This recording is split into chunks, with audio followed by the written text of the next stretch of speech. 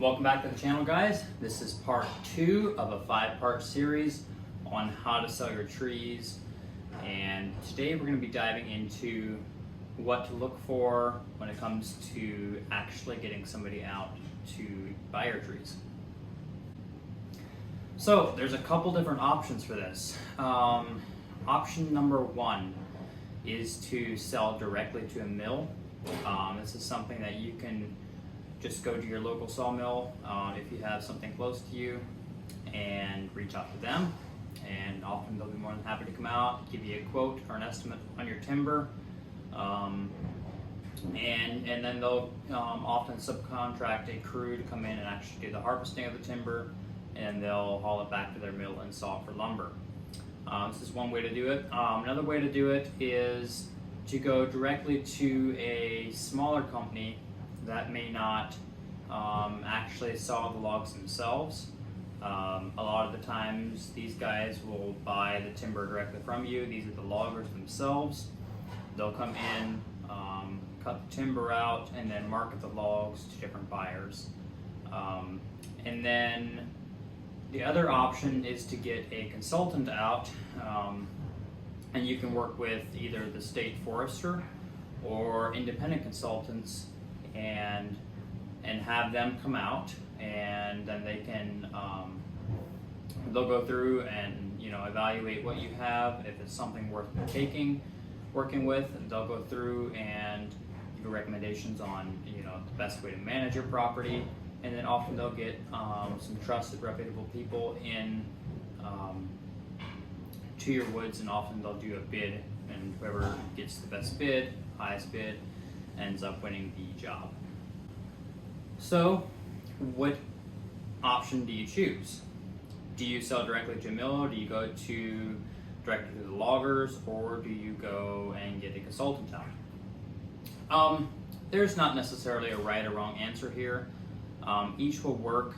The biggest thing to watch out for is when you go to a mill, oftentimes they may underbid simply due to the fact that they feel like they don't have any competition. If you do decide to go directly to a mill, get several mills out. That way you for sure are getting multiple bids in this. And you might be able to save yourself a little bit of money by doing it yourself, but you do want to be careful because a lot of these mills don't necessarily want to educate you personally on the best route to take. They'll do what's best for them, and often that means cutting more than what should actually be cut out of your wood. Of course, that's just a very blanket statement. That's not every mill. There are definitely good, reputable mills out there. Just be very careful, and if you know of a good, reputable mill in your area, that's a great way to go. But do be careful of that, especially if you don't have anybody that you are familiar with or have any history with or anything like that. So the next option is working directly with a logger, and oftentimes these guys will be independent. They'll go out, buy their own timber, and the benefit with working with these guys, they're often a little bit more flexible than working with a mill.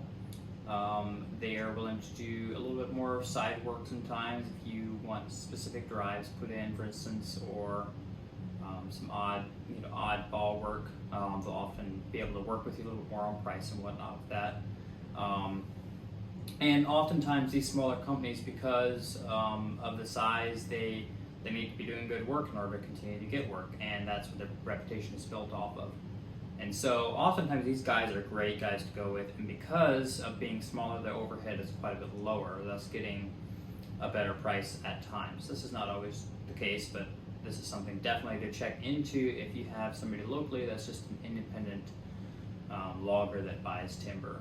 They will often buy it and then go out and market it to different buyers, and because of this, their margins are a little bit better, so they can pay a little bit more. Now, the third option is going directly to a consultant or working with the state. You can work with the state, and that's if you don't know of any reputable mills or independent loggers, that's often a good place to start, simply because they often know the reputable people in the area. But I do recommend probably going with a independent contractor over the state if you can find a good consultant that'll work with you. So a big part of choosing your consultant comes down to you want somebody with the heart of a teacher. You want somebody that's going to be able to come in and actually educate you in this process. And this is one of the biggest benefits of working with a consultant, as typically that's the type of person you're going to be dealing with. But just be sure of that. You know, you can vet these people. You can even have them come out and, you know, talk to them in person and get a feel for the type of person they are. And if you have somebody coming out and not wanting to explain what they're doing, why they're taking the certain trees they're taking, or explaining how many board feet is in a tree or anything like that, that's going to be a red flag. You want to work with somebody that is open and willing to share with you what's happening and walk with you throughout the whole process. So thanks for sticking around to the end here, guys. If you've made it this far, hit that sub button and like the video. That would be great. If you have any questions or comments, please leave them in the comment box below. The goal is to reach 500 subs by the end of the year. It's a bit of a big goal, but I would really appreciate a sub, and have a great day.